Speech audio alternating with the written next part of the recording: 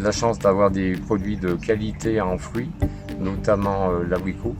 Et on voulait mettre en avant au niveau de l'Isère rhodanienne cette production spécifique.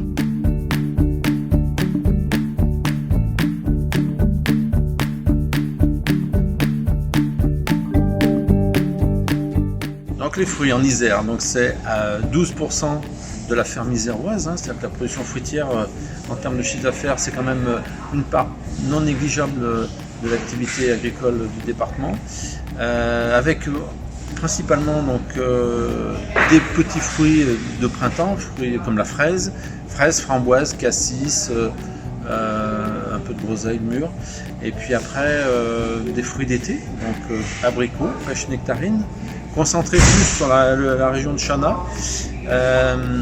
et également donc, la production de fruits à pépins, donc poires et pommes, concentrées sur le secteur de Roussillon, en Bièvre-et-Rhône.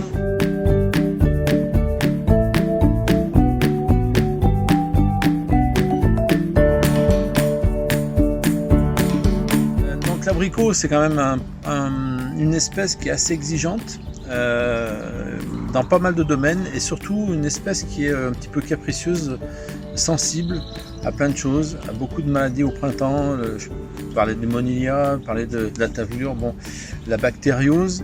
Bon, ceci dit, c'est un produit plaisir auquel il faut apporter un maximum de soins. Donc tout au long de l'année, du printemps, il y a le gel, puisque c'est une espèce qui fleurit très tôt dans la saison. Dès le mois de début mars, les abricotiers fleurissent, donc à partir de ce moment, ils sont sensibles au gel. Donc on a déjà, pour anticiper en faisant de la lutte anti-gel au printemps. Après la période de floraison, il faut éviter les trop grosses pluviométries, donc qui engendrent parfois des maladies comme le monilia, qui empêchent les fruits de nouer, tout simplement, c'est-à-dire qu'ils ne se développent pas. Et voilà. Donc c'est une période qui est assez délicate.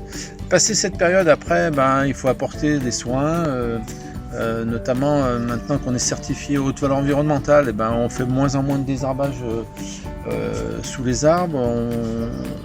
On détruit les mauvaises herbes avec des rotophiles. Enfin bon, il y a quand même des méthodes culturales qui sont en train d'évoluer. Donc l'accueil, elle se fait à la main, tous les jours.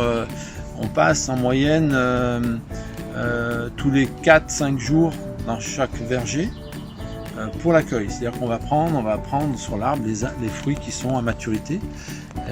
Et on a ceux qui ne le sont pas suffisamment, on attend 4-5 jours avant de repasser. Voilà, donc on fait en moyenne 3 ou 4 passes sur chaque variété. Quand on dit passe, c'est 3 ou 4 passages pour cueillir sur chaque variété.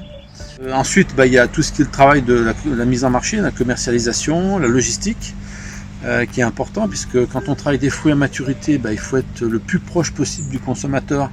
Donc lui apporter au magasin, parfois les magasins en direct, les fruits qui ont été cueillis la veille, par exemple. Et là, on a possibilité de vraiment satisfaire le consommateur, parce qu'il n'y aura pas eu de chambre froide, il n'y aura pas eu de stockage, il n'y aura pas eu de manipulation ou d'entreposage à droite et à gauche. Donc voilà, l'objectif, c'est d'améliorer la qualité, donc tout est mis en œuvre pour que cette qualité soit optimale.